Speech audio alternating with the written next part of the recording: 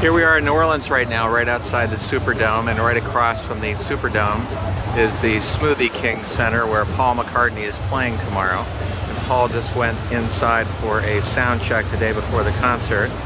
There's a sign that says New Orleans welcomes Paul McCartney. And he is right back in there with his security detail in the back of the stage doing a sound check right now. And there's the billboard. Electronic billboard announcing the concert tomorrow night on the Out There Tour, New Orleans, October 11, 2014. Rock on.